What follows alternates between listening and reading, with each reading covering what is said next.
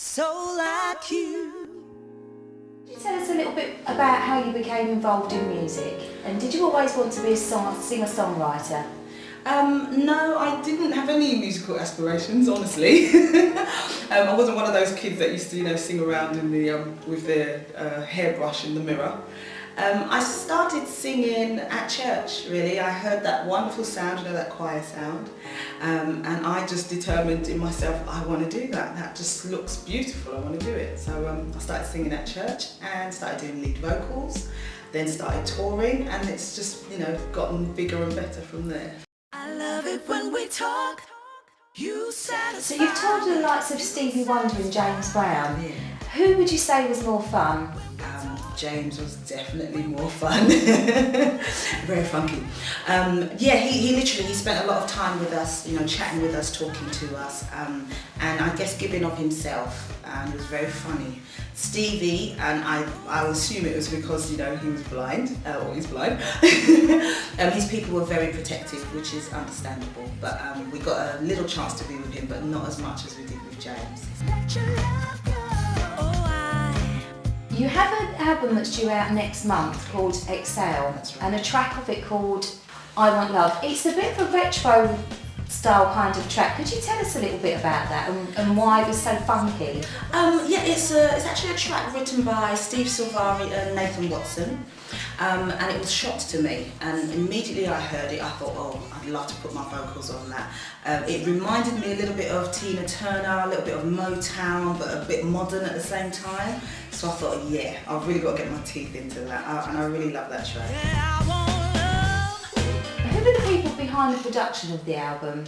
Well, I tried to stretch myself this time. So whereas the first album Unrehearsed was with one producer, I decided this time I really want to grow a bit more. So we found 5 producers. Okay, spread myself wow, thin. yeah. So I worked with Steve Silvari, as mentioned, worked with Soul Persona, Morgan Howell, absolutely fantastic. Worked with a new guy called C Block. He is a singer-songwriter in his own right, but he's also a producer. So I did one reggae track with him.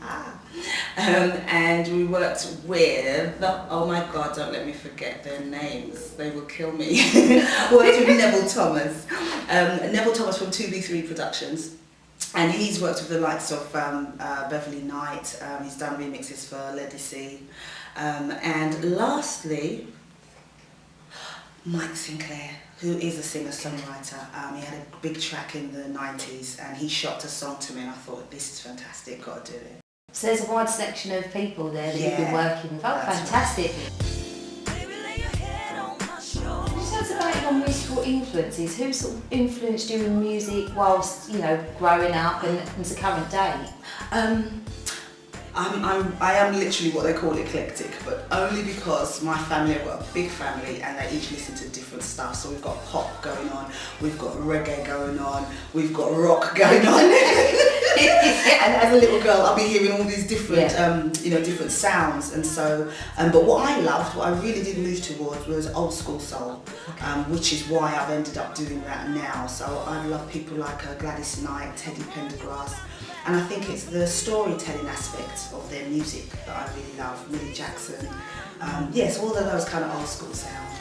Okay, brilliant. So if you could tour with anybody, who would it be and why? It would be Anthony Hamilton. I love him to bits. I think he's quite fantastic. His vocals are, they really hark back to that old school sound. He's got that rasping voice that just creates so much emotion in his voice, but also in you as a listener. And yet he's still modern and fresh. So I'd love to. Anthony, if you're around. There you go, there you go.